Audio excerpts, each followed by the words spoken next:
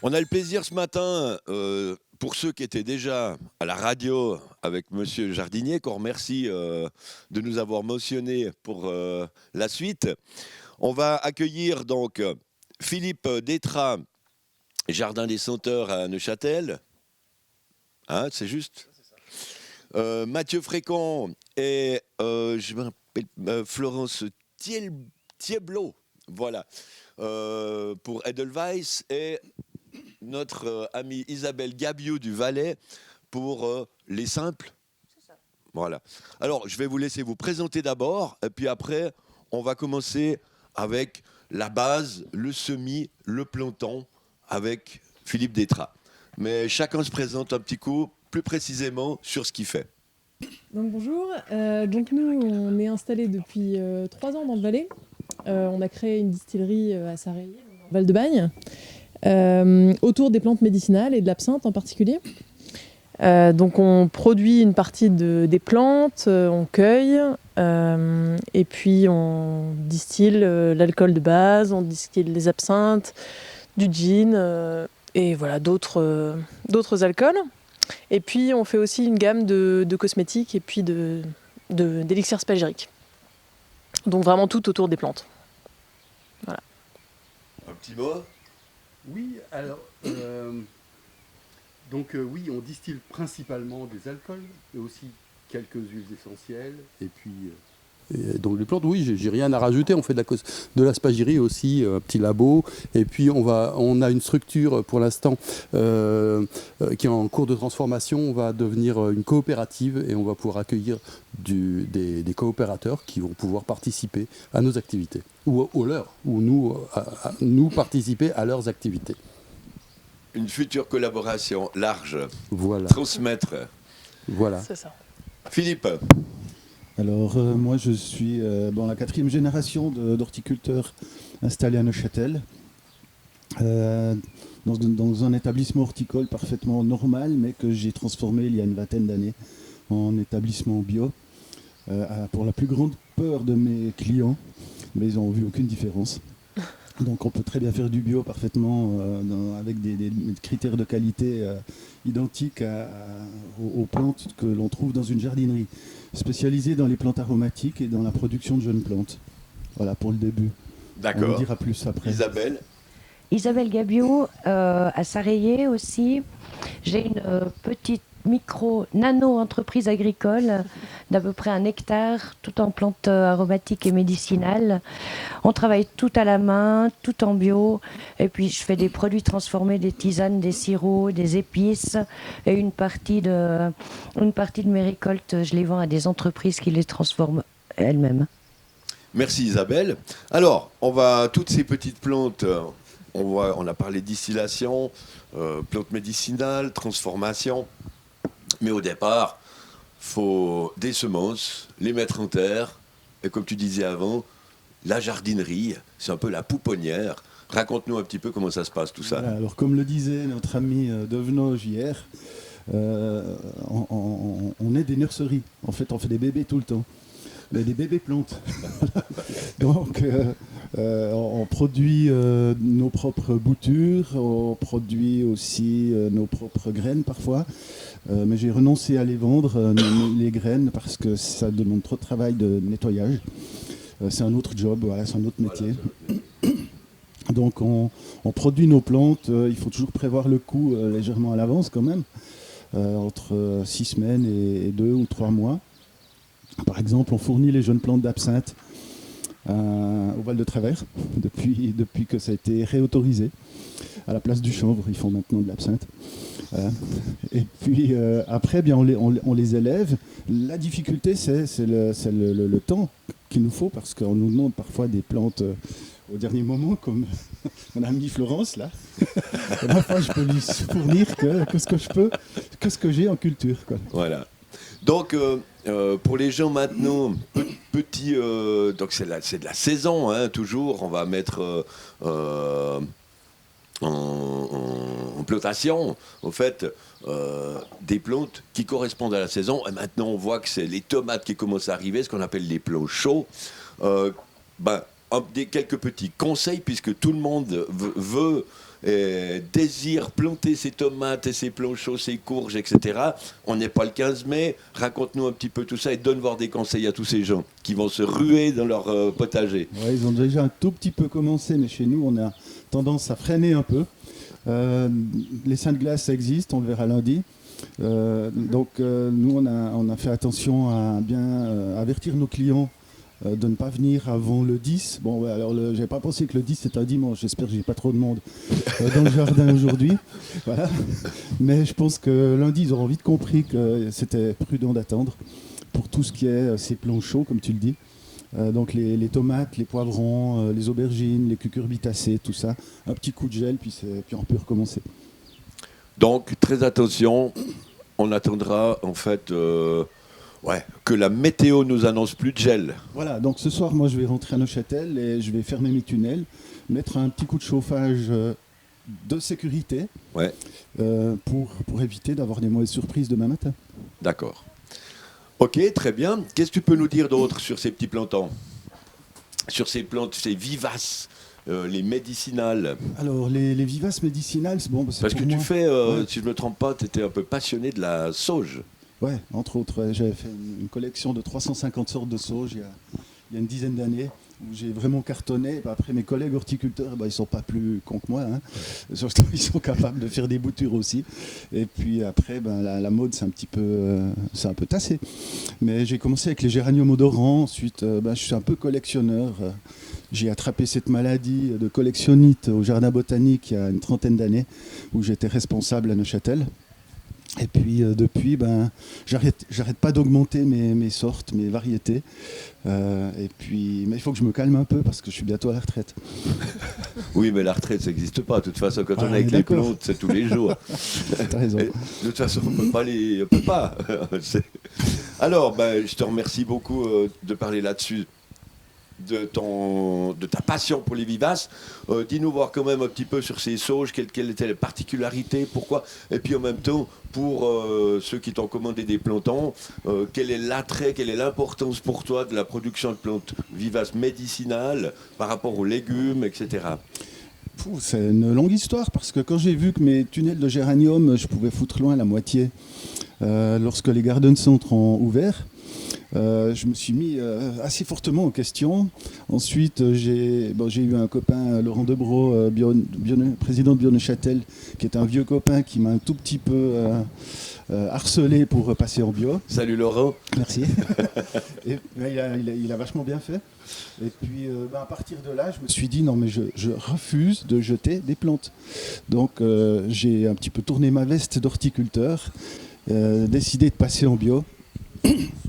Et c'est comme ça que je me suis dit, ok, je fais des choses, je vends pas tout, c'est pas grave, je les mets en pot plus grand et je les vends plus cher l'année prochaine. Voilà, parce que c'est comme les plantes. C'est un peu comme le vin, ça se bonifie avec le temps. Les plantes, elles grandissent. C'est comme les petites pépinières, les arbres, plus sont grands, plus ils valent cher. Voilà. C'est normal, c'est l'entretien, on paye le gardiennage, au fait. Ouais, c'est un peu ça. C'est un peu ça. Voilà. Alors écoute, je vais passer la parole à Isabelle Gabiot pour que tu nous racontes ce que tu fais avec ces plantons qui arrivent. Quand ils arrivent, ces vivaces, que tu vas utiliser et transformer après, d'abord, tu dois les mettre en terre. Alors comment ça se passe? Chez qui tu commandes ça? Voilà, un petit peu l'historique de ce petit planton qui va sortir de sa pouponnière. Alors déjà, avant que les plantons arrivent, on a déjà pas mal de jobs. Il faut leur préparer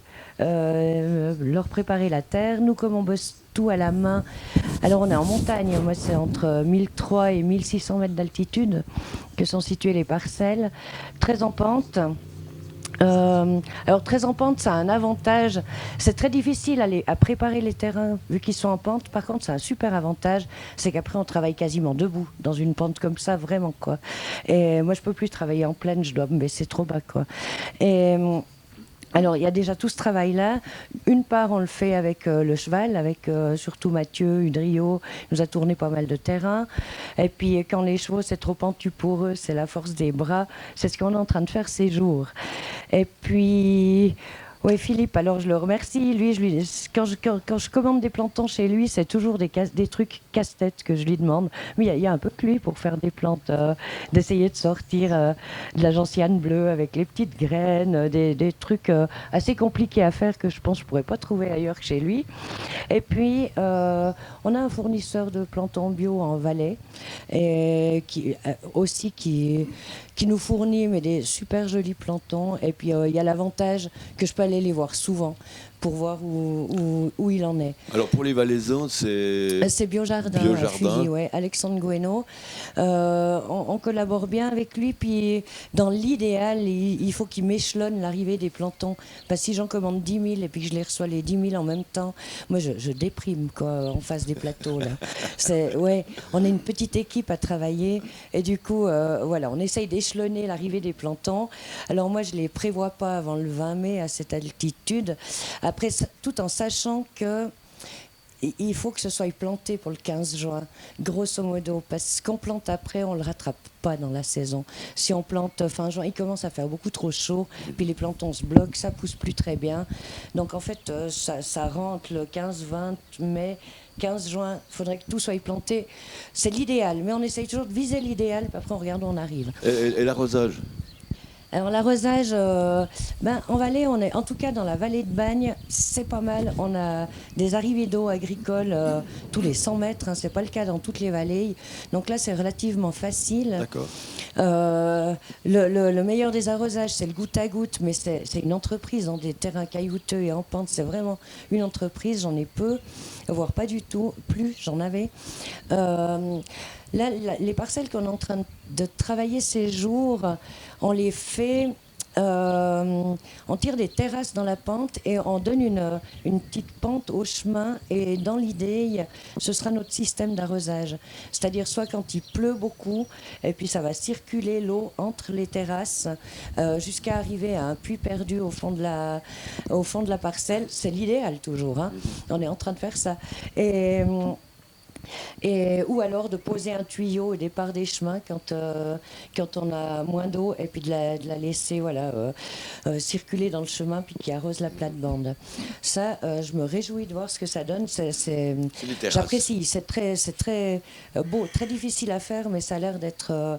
Ça va donner un truc de toute beauté, c'est sûr. Quoi. On se réjouit donc, si on veut venir voir tes cultures, acheter tes produits, on peut déjà monter à Sarayé, puis s'arrêter depuis demain dans un petit café à Sarayé. Ouais, alors pas du tout. Hein. S'il ne sera pas ouvert? Il sera pas ouvert? Non, alors je tiens aussi le bistrot du village, là, le café du Montfort à Sarayé, mais ça s'avère un peu compliqué, là, toutes ces directives et compagnie. Moi, je me dis, on va attendre. De toute façon, j'ai plein de boulot sur mes parcelles. Je regretterais vraiment que, parce qu'il y a quelqu'un qui a ce virus dans le coin, me foute en quarantaine puis que je puisse même plus aller sur mes parcelles. Donc, je profite de ce temps suspendu pour faire des trucs dont j'ai toujours rêvé puis que je n'avais pas eu le temps de faire, quoi. D'où ces terrasses. Et après, c'est sûr, quand les plantons arrivent, moi j'aime bien planter par petites portions. En fait, les ravageurs, ils attaquent nos cultures, c'est leur rôle dans la nature. Ils ne laissent pas une plante envahir tout un coin, en fait. Au bout d'une année, 2 ans, 3 ans, cette plante, elle va se faire attaquer, puis ça va retrouver un équilibre. Et je me dis de faire comme ça aussi dans nos parcelles. En fait, j'aurais de la difficulté à avoir 4000 mètres de la même plante. Alors, je préfère diversifier en fait par petites plates-bandes mes plantes. J'imagine, en fait j'ai eu très peu de maladies ou d'attaques de ravageurs dans mes cultures. Je pense que c'est aussi dû à ça.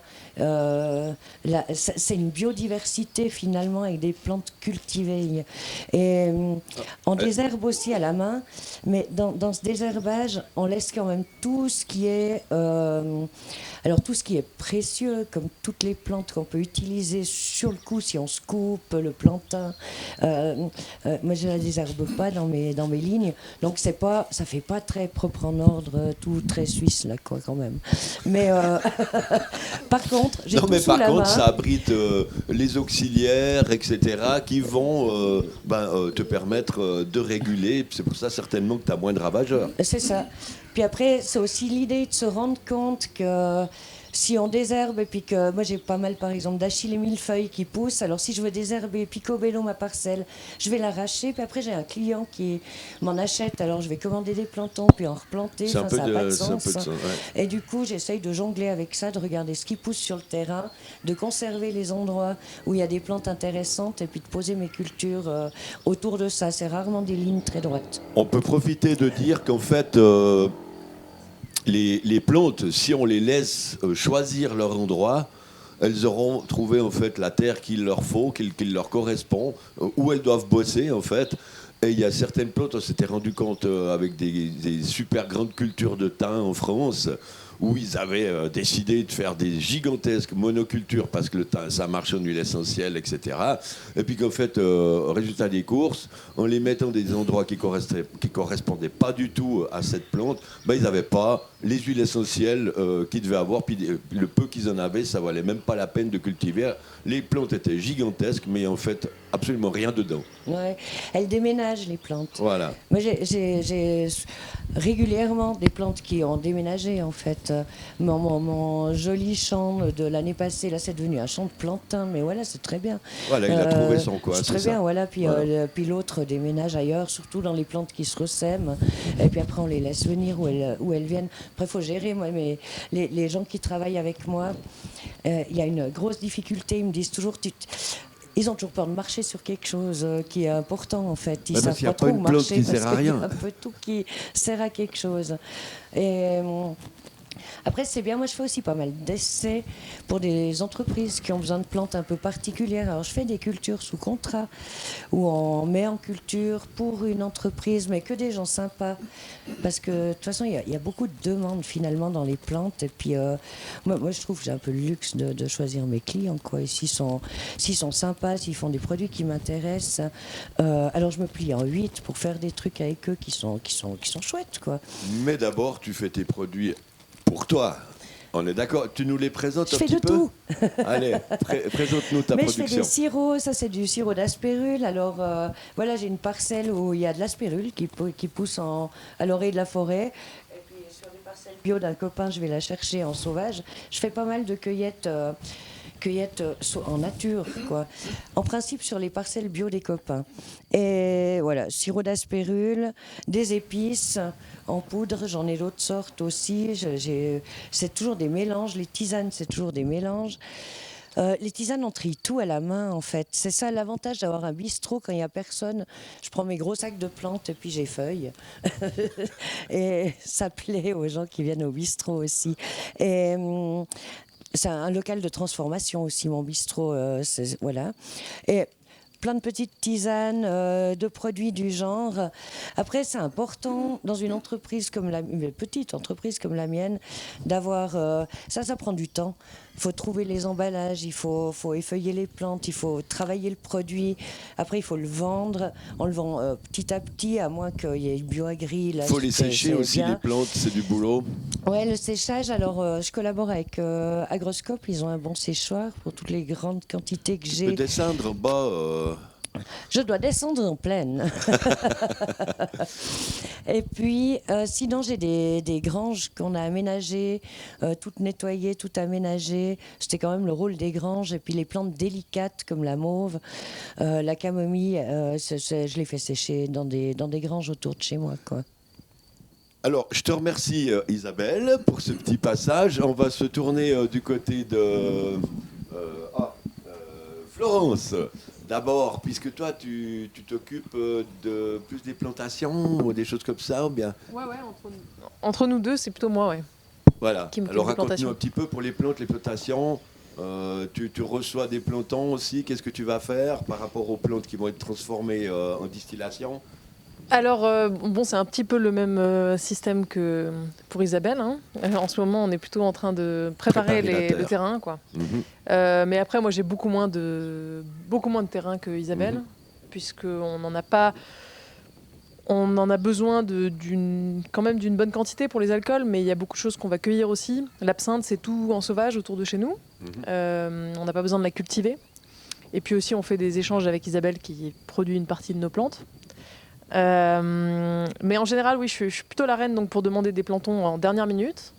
parce que je suis obligée d'attendre déjà de voir ce qui va repousser. Voilà. Où est-ce que ça repousse? Et puis après... Ah, il y a des trous, il faut qu'on les remplisse. Voilà, c'est ça. Là, il y a un petit trou. Bon, alors combien? Donc j'aime bien... Alors, je suis un petit peu... J'ai un peu la collectionnite aussi aiguë. En semences et en variétés anciennes. Donc j'aime bien faire des petits bouts un peu partout. Donc c'est un peu pareil, quand il faut désherber, il faut bien regarder. Parce qu'il y a toujours plein de choses très intéressantes. Et puis, donc, on peut monter, vous rendre visite, vous rencontrer, bientôt même participer. Un petit mot là-dessus. Ouais, alors, bon, nous, on est très souvent là. En général, ceux qui veulent venir pour assister à une distillation, on leur dit quand on distille. Et Il y a puis, des dates sur un site non. ou comme ça, Alors, rien, c'est... Pour venir quand on distille, il vaut mieux nous appeler. Et Voilà. puis là, on dit, voilà, on distille tel jour. Sinon, on organise des stages de formation à la distillation, que ce soit distillation d'alcool ou distillation de plantes, et aussi en spagyrie et cosmétique. Donc ça, les dates sont inscrites. Bon, en ce moment, les dates ont été un peu Oui, on est chamboulées. Mais en général, on trouve les dates donc, sur le site. Donc le site, c'est www.edelweiss-distillerie.ch. Et donc voilà, nous on est toujours très contents d'accueillir des gens qui veulent découvrir les plantes ou les distillations. Voilà. D'accord. On le fait vraiment avec plaisir, quoi. Et puis, montrez-nous un peu vos produits. Mathieu, Alors, en fait, on s'est installé à Sarayé il y a quelques années, à la suite de la rencontre avec Isabelle Gabiou. Et aussi, alors dès qu'on est arrivé dans ce fameux bistrot à Sarayé, ils nous ont indiqué cette ferme isolée, là où on est maintenant. On a été voir et il y avait de l'absinthe partout. Il y a de l'absinthe qui poussait partout, même plus qu'ailleurs en Valais, puisque c'est quand même une plante assez répandue en Valais. Et ça sentait super bon et tout. Voilà. Donc on s'est dit, bon, nous on veut faire de l'absinthe, distiller de l'absinthe, on va s'installer là. Voilà. Alors l'absinthe en Valais est extrêmement forte, elle est très puissante. C'est une absinthe de montagne, l'Artemisia absinthium. Hein. Après on a plein d'autres variétés, Oui. grâce à Philippe notamment, là, qu'on essaye de lui faire préparer des plants d'absinthe ou d'armoise rares.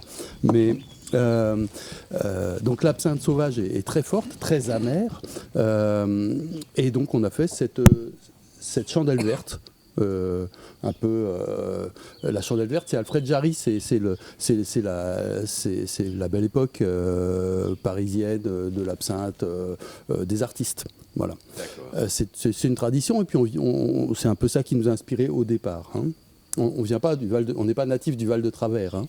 Mais par contre, on est venu en Suisse quand même pour faire de Ouais, c'est l'absinthe. l'absinthe qui ça vous a ça fait quand vous même- arrêter à cet endroit. C'est ça. Elle entourait la maison. C'était Ah oui, il y en a partout. On fait pour notre récolte annuelle, on fait 100 mètres. Ouais. Ah oui, on la récolte en ce moment d'ailleurs. D'accord. Parce que assez tôt dans la saison, donc pas en fleurs comme dans d'autres régions, parce qu'elle est très très forte, très D'accord. puissante. Donc ça, c'est une absinthe amère. Peut-être Florence va en préparer une tout à l'heure. On trinquera virtuellement. Hein. Enfin, pas. Je veux dire pour ceux qui nous regardent. Hein. Désolé. Voilà, et on pense que que ça ressemble un peu aux absinthes. Alors peut-être pas de 1900 parce qu'elle n'est pas très anisée. En 1900, les absinthes étaient déjà anisées, mais à ce qui se faisait avant, parce qu'il y a une très longue tradition, mais j'en parlerai un petit peu tout à l'heure, des spiritueux médicinaux, des choses comme ça. Voilà, donc ça c'est la chandelle verte. On a fait une absinthe qui correspond un petit peu plus à ce qu'on a l'habitude de voir en Suisse et un peu partout maintenant dans le monde, c'est-à-dire l'absinthe post-pastis qui est beaucoup plus anisée et moins amère. Alors il se trouve qu'on boit moins, donc celle-ci c'est l'étoile d'argent, parce qu'il y a une Edelweiss dedans. Qu'on va chercher dans la montagne, non c'est pas vrai, on la cultive à Sarayé. Et donc elle est un peu plus anisée, elle ressemble plus aux absinthes traditionnelles d'ici. Elle se boit aussi préparée comme on a l'habitude en Suisse. Et puis on a une absinthe digestive, une eau de vie, un schnapps, qui est un mariage entre l'absinthe et l'anis. Et puis évidemment, il y a beaucoup de plantes. On fait toujours des recettes un peu complexes avec au moins 20 à 30 plantes dedans. Parce qu'on est aussi très intéressé par la chartreuse et par l'histoire de la chartreuse et des boules, des chartreuses, enfin tout un tas de choses. On en parlera un petit peu après. Donc des recettes assez complexes, quoi. Voilà. Alors voilà pour les absinthes. Pour les absinthes, Bon, après, on ne fait pas que de l'absinthe, puisqu'on a une époque où le gin est la marche boîte- très bien. Voilà, et qu'il y a des baies de genévrier aussi à côté de chez nous, sur la montagne, là, en direction des Ruinettes. Il y a des spots de genévrier, donc bon, bah allez, on fait du... Un excellent gin, je confirme. Merci. Oui, c'est pas juste parce que c'est à la mode. Hein. On peut faire Non, non. un très chouette gin. Et voilà notre gin, l'esprit, et qui est donc fait avec pas mal de plantes locales, les baies de genévrier principalement locales, et puis aussi bien sûr, c'est la première boisson mondialisée en fait, globalisée, avec des épices qui viennent d'un ami avec qui j'ai distillé au Vietnam. D'accord, Voilà, c'est une les épices d'Orient, quoi. Voilà, c'est ça. Ok. Alors, je reviens vers toi, Philippe. On a été jusqu'à la plantation, les récoltes, le séchage, la transformation, la distillation. On reparle un petit moment de ces petits bébés. Qu'est-ce que on va trouver chez toi quand on vient? Redis-nous exactement où tu es. À Neuchâtel, à la Coudre. Vous pouvez aussi nous trouver sur Internet avec le site www.jardindessenteurs.ch. Et d'ailleurs, en première page, vous avez... je crois qu'il est assez bien fait, ce site. C'est pas moi qui l'ai fait, hein, c'est un pro. En première page, vous avez une petite vidéo qui a été tournée en fin 2018 et dont j'ai acheté le droit de diffuser. Et une petite vidéo, vous pouvez retrouver aussi c'est une vidéo qui parle de l'agroscope à Changin, de Boris Bachofen qui est à Rétropome, et de moi-même. Voilà. Ce qui me plaît assez bien, c'est qu'on dit tous un petit peu la même chose, comme c'est le cas ici aujourd'hui. Ouais. Voilà. On se retrouve. Donc, à la Coudre, Neuchâtel. Et puis, alors bon, mon gros souci, c'est les places de parc, parce que je ne suis pas du tout équipé de places de parc comme les grands garden centres. Donc, c'est un tout petit peu compliqué. Pascal sourit. Voilà. Il faut, il faut venir. Au Puis pire, voilà. j'attends, il y a mon numéro de téléphone Mais sur la oui. première page, et puis on peut m'appeler. Et on trouvera toutes sortes de plantons. Ouais, mais pas tout en même temps. Ouais, mais Voilà, c'est ça de le- saison, quoi. Voilà, Maintenant, tu as ouais. des plants chauds, Voilà. tu as des vivaces, On a des vivaces aromatiques, on a des vivaces médicinales, on les a séparées, alors que les aromatiques sont souvent aussi médicinales. bien sûr. Voilà, donc mais on a sectorisé un petit peu le jardin. On a aussi un grand tunnel de tomates avec plus d'une centaine de variétés. D'accord. Et puis la semaine prochaine, ça va Ça va y aller. Ça va y aller, quoi. Et tu as aussi des basiliques, pas mal de sortes de basiliques. Hein. J'ai un petit peu réduit parce que j'en avais 40 sortes à un moment. Ouais, tu es passionné aussi Alors, de. ouais, c'est poilant d'avoir un basilic à la cannelle ou à l'anis ou au réglisse, mais il n'y a personne qui... voilà. Ça va peut-être intéresser Mathieu d'essayer des choses comme ça, mais la personne lambda qui veut un basilic, c'est le basilic de Gênes ou de Grèce. Ah, ben qu'ils essayent quand même. Ouais, Même non, sur mais un c'est- petit balcon, c'est sympa. Hein. C'est intéressant, mais des fois ça intéresse qu'une minorité de personnes. Mais merci en tout cas de faire découvrir aux gens toutes ces variétés. Parce que c'est, je ne sais pas combien il y a de variétés de plantes sur Terre, sur notre planète, mais c'est des centaines de milliers, j'imagine. C'est fabuleux. Et puis, on doit les préserver et surtout les sauvegarder. Tu fais aussi des variétés en voie de disparition. Tu regardes aussi, tu as participé, peut-être comme moi, participé à faire des semences pour Prospecirara, par exemple, ou pour d'autres. Est-ce que tu as eu fait ça? Non. Non. Non, mais je suis un petit peu un rebelle contre Prospecirara. Non, mais pas pour citer, mais pour dire le fait de, en tout cas, sauvegarder des plantes rares. Oui, alors c'est effectivement le cas, mais j'aime pas qu'on mette des labels partout. Voilà, d'accord. Donc, sinon, je commence à mettre mon label Jardin des Senteurs sur toutes mes plantes, puis je crois que c'est pas mon rôle. Bon, alors, on va terminer gentiment cette émission, comme on l'avait dit, en parlant pure distillation.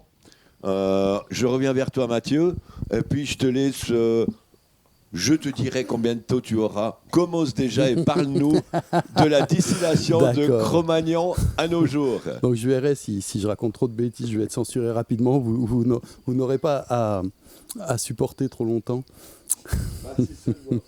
Alors au départ, il était question d'une conférence dans cette foire magnifique ici sur la distillation, principalement alcoolique, de Cro-Magnon à nos jours. Bon alors en fait, c'est pas vraiment une histoire dans le temps parce que de Cro-Magnon à nos jours, il s'est pas passé grand-chose. C'est un petit peu toujours la même chose qui se repasse, mais disons qu'on a des visions différentes. Voilà. Alors. Mais il y a des choses qui nous intéressent et disons qu'on va refaire l'histoire un petit peu, hein, comme l'histoire est toujours révisée en fait, hein, elle n'est jamais expliquée comme elle est parce qu'on ne peut pas trop savoir, alors du coup on l'arrange un peu à notre sauce, donc je vais vous parler de l'histoire de l'alcool et de la distillation de Cro-Magnon à nos jours, révisée par notre histoire à nous.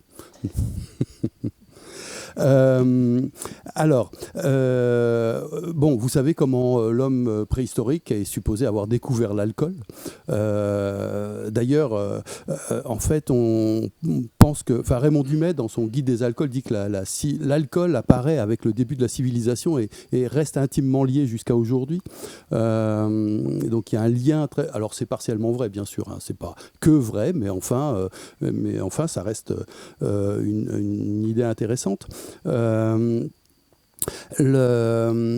L'homme préhistorique aurait découvert évidemment l'alcool en mangeant des fruits un peu trop mûrs, bien sûr. Vous avez tous vu des chevreuils ou des sangliers sous, dans les sous-bois à l'automne. Voilà. Des poules aussi à l'alambic qui boivent l'eau qui s'écoule de l'alambic. Bon, ça, c'est pas très préhistorique. Voilà. Et l'hiver, donc les gens sont confinés comme ça dans leur grotte voilà, et quand ils peuvent ressortir enfin quand la saison le permet, ils se déconfinent et vont non pas dans les bistrots qui n'ouvrent pas encore, mais disons qu'au printemps ils découvrent que les fruits fermentés à l'automne, les glaçons ont gelé quoi, et puis au printemps ils dégèlent et les premières gouttes qui coulent de ces glaçons sont là en fait la première distillation alcoolique, c'est de l'alcool concentré. Alors tout contents, ils vont se retrouver entre potes dans des cavernes, pas des tavernes, hein, dans des cavernes bien décorées, base de plafond, un peu comme ici, mais plus fermées. Hein, on est un peu plus serré, hein, ici on est au grand air. Hein.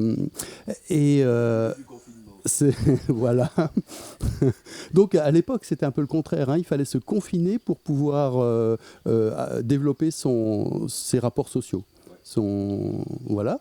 Et alors qu'est-ce qu'ils faisaient dans ces grottes, hein? Ils amenaient leurs petits glaçons, ils les faisaient fondre sur des pierres chaudes, hein. On peut tout imaginer, les cavernes étaient donc étroites, petites, base de plafond, bien décorées, enfin tout ce qui ressemble à une taverne aujourd'hui.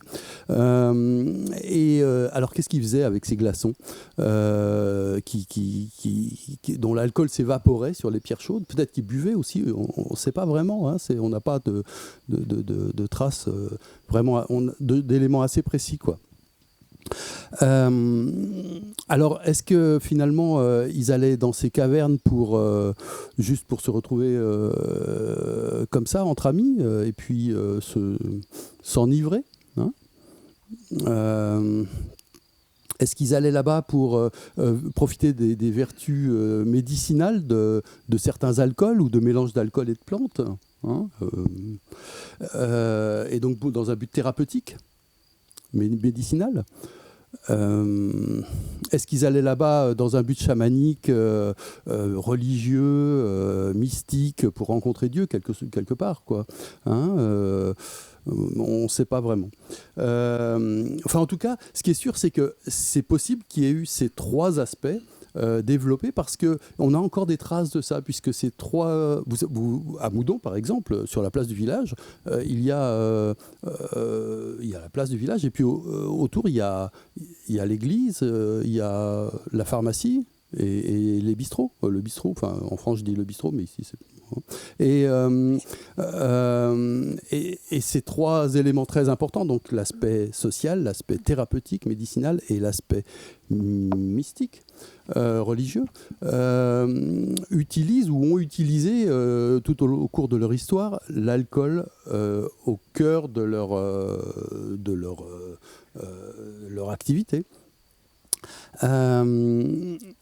Voilà. Alors, bon, c'est vrai que l'Église utilise moins d'alcool qu'autrefois, mais c'est peut-être une erreur. C'est peut-être pour ça qu'il y a un petit... Mais... Alors que la...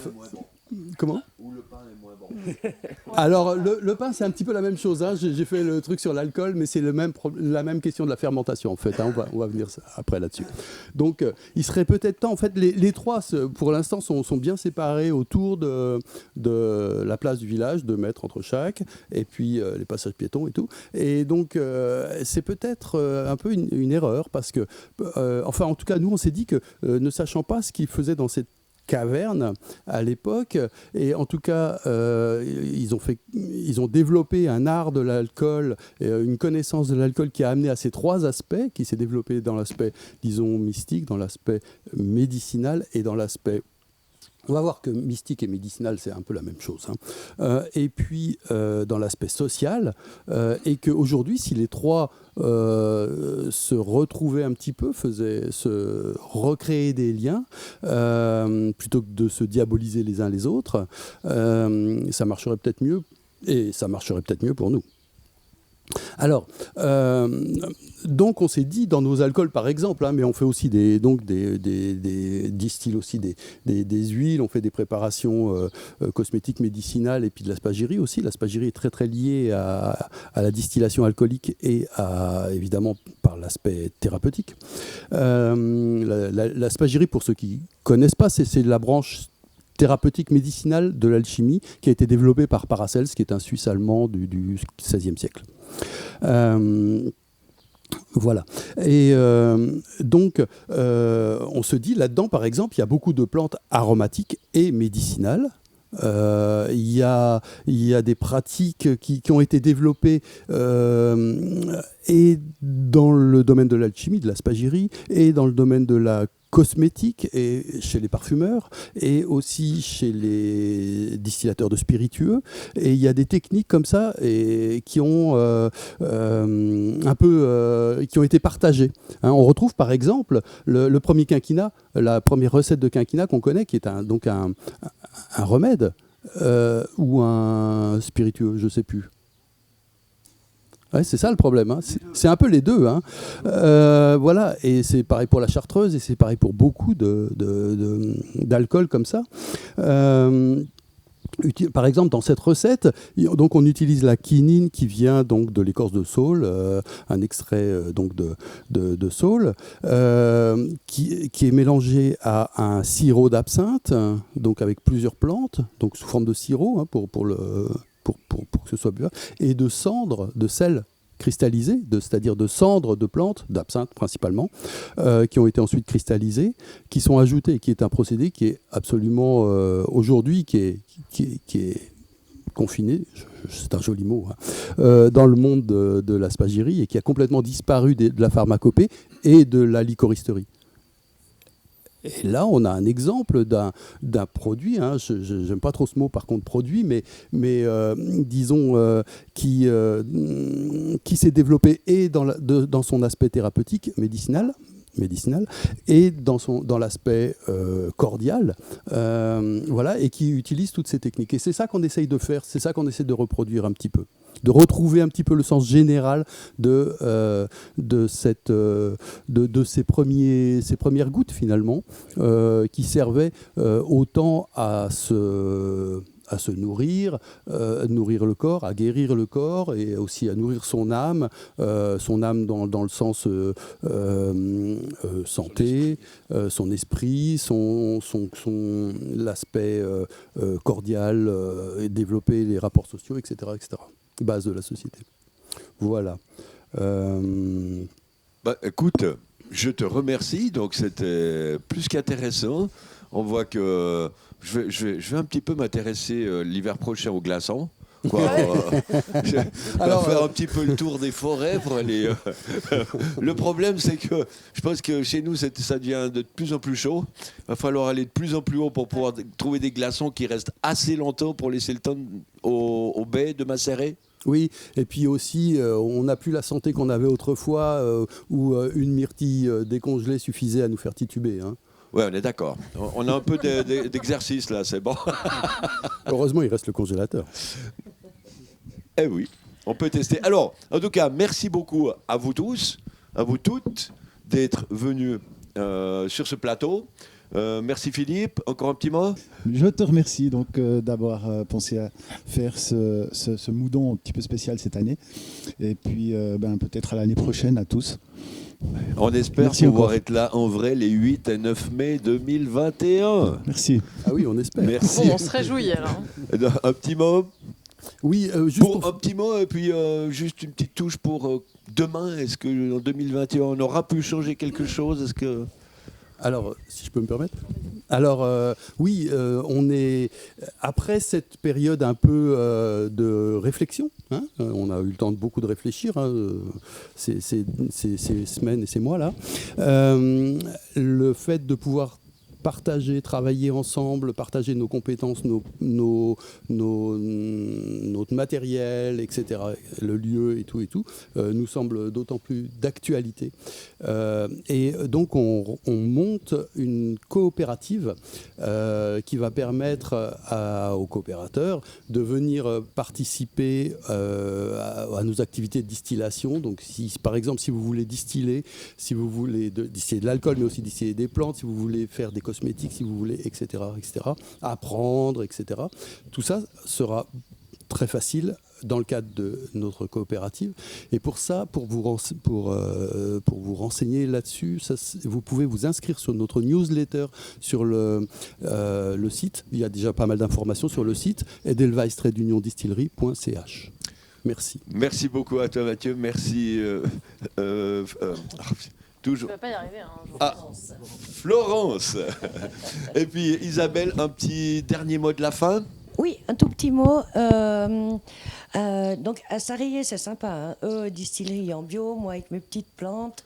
On a Le petit bistrot. Le bistrot qui valorise aussi Bien sûr. les alcools, dans lequel on a eu une démonstration d'une distillation préhistorique avec les glaçons et c'était très bien. Hein. D'accord. Et il y a d'autres fermes aussi qui sont passées en bio. Il y a un distributeur de lait qui est bio. Il y a Morissette qui fait plein de produits. On s'est regroupés en une association pour proposer justement des forfaits, des visites pour les gens. Donc on a un site sarrier-découverte.ch et puis là on retrouve un peu toute notre petite équipe de la vallée et on vous propose visites, activités, cours et etc. quand on sera tous redéconfinés. Je ne sais pas si on est tellement pressés finalement d'être déconfinés. En tout cas, ça a l'air de bien se passer. Puis de toute façon, vous avez bien assez de travail sur vos parcelles. À plus de 50 ans, la quarantaine, moi je dis, ça rajeunit. Parfait. À plus de 50 ans, la quarantaine, ça rajeunit. Voilà qui est dit. Merci Isabelle, merci à tout le monde. Bonne rentrée au Valais, bonne rentrée sur la Coudre de Neuchâtel. C'est l'autre, la Coudre. Voilà. Et puis, on va maintenant passer à un petit déjeuner tessinois avec Milada Carella, donc la présidente de Bioticino, qui va nous faire un petit déjeuner à la tessinoise. C'est tout de suite. J'ai préparé un petit buffet pour l'occasion et en présentant les produits, j'aimerais aussi vous raconter un peu la satisfaction et les soucis de mes collègues ici au Tessin. J'ai acheté tous les produits à la coopérative Comprobio. C'est un réseau de groupes d'achat. Existe depuis 1992 et c'était fondé par des producteurs bio. Là, ils n'avaient pas encore le bio à la COP. Et des consommateurs ensemble. La base d'une collation, ce sont un peu les céréales. Et ici, j'ai aussi la carte du Tessin. Les céréales se produisent dans la plaine du Magadino. Et on a une production assez importante. C'est seulement dommage qu'il n'y a pas un moulin au Tessin qui a une vigne bio. Alors, tous les céréales sont envoyées en Suisse alémanique, en Suisse romande. Une partie rentre au Tessin comme farine. Et c'est par exemple le boulanger Philippona qui produit un pain avec de la farine tessinoise. C'est un pain d'épeautre. Vous avez déjà entendu peut-être que les Tessinois aiment bien le maïs, comme polenta, comme farina buona. Alors ici, pour le petit déjeuner, on a un produit spécial, ce sont les cornflakes. Mais ils ne ressemblent pas à la version américaine parce qu'ils sont faits avec de la farine intégrale. Moi, dans mon panier, j'ai aussi des autres flakes.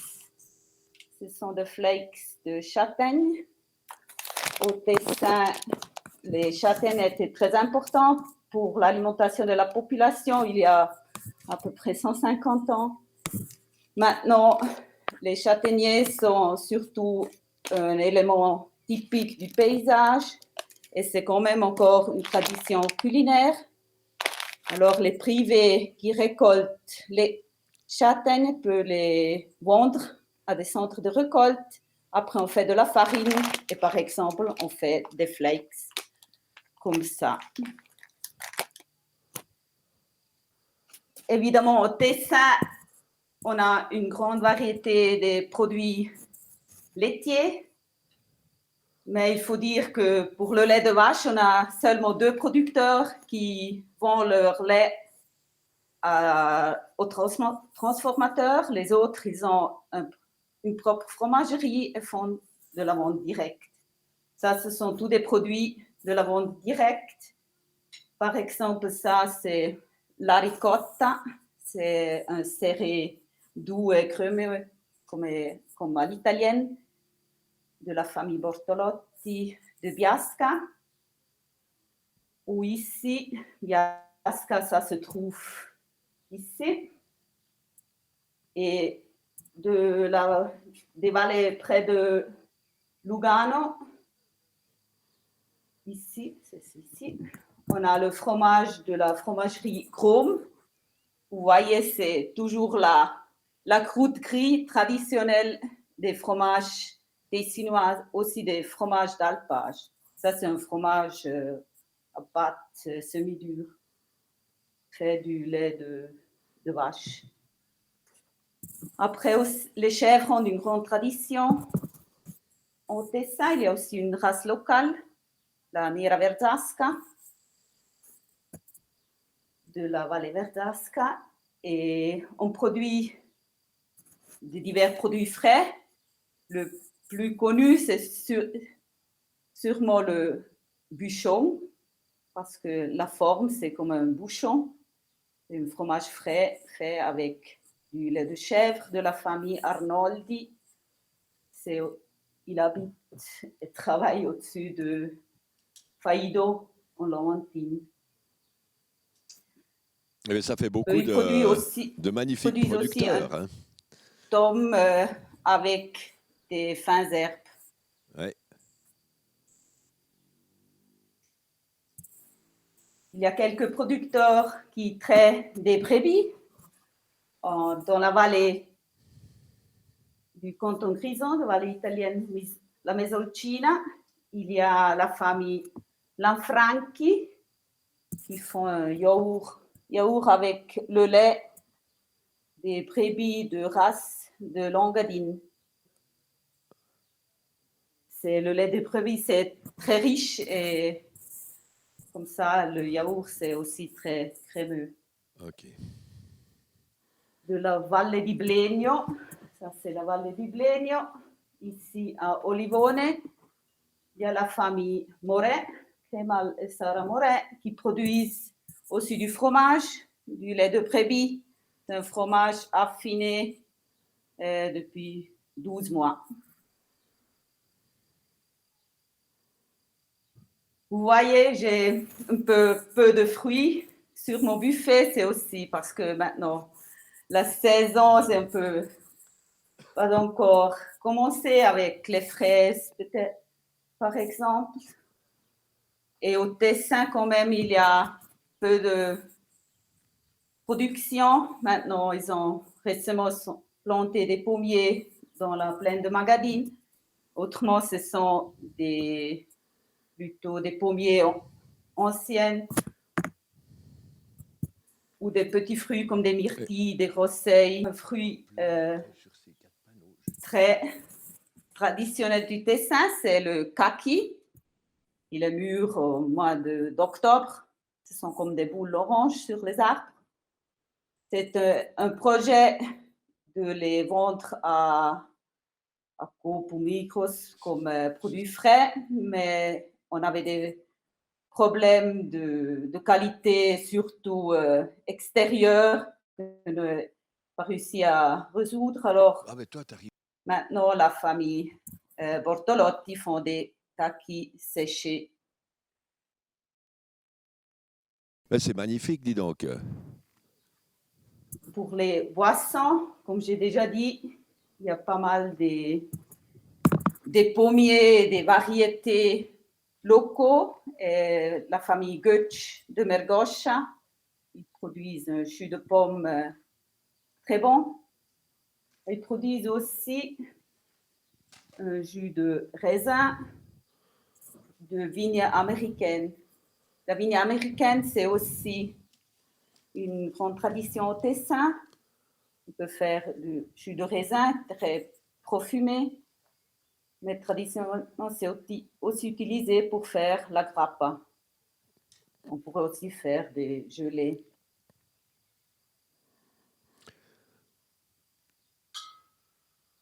Si vous voulez voir un thé, évidemment, on a des différents mélanges de thé produits avec des herbes médicinales du Tessin. Maintenant, si vous n'avez pas envie de boire le thé chaud, c'est aussi possible de l'acheter, le thé froid, fait avec le même mélange. Et ici, j'ai encore vraiment une particularité, c'est la sève de bouleau. C'est récolté en printemps, entre mois de mars et avril. Et c'est très riche en oligo-éléments et minéraux. Et ça sert pour éliminer les toxins de l'hiver. Malheureusement, je ne peux pas vous inviter à ma table, mais je vous souhaite quand même une bonne dimanche et peut-être vous êtes assis aussi à votre table avec des produits de mes collègues vaudois qui sont aussi très bons. En fait, tu as fait ça magnifiquement bien et tu as bien présenté tous ces superbes petits domaines, petites productions du Tessin qui ressemblent bien à ce canton avec plein de petites vallées qui fait que forcément, il y a de nombreux petits producteurs et c'est ça qui fait la richesse aussi de votre canton. Oui, c'est ça. Donc, merci beaucoup. Salutations à toutes et à tous au Tessin de ma part, de la part de toute l'équipe de BioVaud, de BioSuisse. Et puis, on vous remercie encore du magnifique accueil que vous nous aviez fait lors de notre visite pour préparer, en fait, votre venue que vous avez pu faire uniquement visioconférence, mais c'est déjà pas mal. Alors, on t'embrasse très fort et puis on vous souhaite de magnifiques travaux des champs, travaux à la vigne et de très belles récoltes cet automne. Merci bien. Aussi à vous, une bonne dimanche, bonne fête. Merci beaucoup, Milada. Ciao, ciao. Ciao, Frank. Alors, merci, Milada. Donc, maintenant, on va peut-être parler de cette biodiversité du Tessin. On se rend compte le nombre de fromages, de variétés de fromages, juste sur un produit, en fait. On se rend compte de ça, c'est assez impressionnant. Eh ben, chez nous, c'est pour le canton de Vaud, par exemple, on peut vous... Alors, pour le canton de Vaud, 322 producteurs actuellement. Ça veut dire qu'on a plus dépassé les 10% des producteurs du canton en bio. Sur la Suisse, on est à 17% à peu près. On a, par exemple, sur Neuchâtel, les vignerons qui ont plus de 35% des surfaces viticoles qui sont passées en bio. On a une trentaine de pourcents en fait, des producteurs et 35% des surfaces sur Neuchâtel. En Viti, c'est assez impressionnant. On espère que ce soit une épidémie qui continue et qui ait toujours plus de reconversion. On en a encore eu 50 cette année sur le canton. Au niveau de la Suisse, ça suit une courbe toujours régulière d'augmentation. Donc c'est vraiment super. On est très très content de pouvoir vous offrir aussi ces variétés parce que de passer au bio, comme on l'a dit hier, ça motive les gens et du coup, ils se mettent à faire des nouveaux fromages. Donc, ça augmente la diversité des produits aussi. C'est pas seulement la diversité des cultures, mais c'est aussi la diversité des transformations, donc des produits qu'on peut offrir. Quand on pense aux pommes, où il y a certainement plus de 3000 pommes en Suisse, on n'en trouve pas plus de 10 sortes dans les magasins. C'est assez inquiétant. Donc, revenons, allons dans ces petites fermes, allons à la rencontre des producteurs et vous pourrez découvrir des produits d'exception qu'on ne trouve pas ailleurs que chez eux. Maintenant, on va passer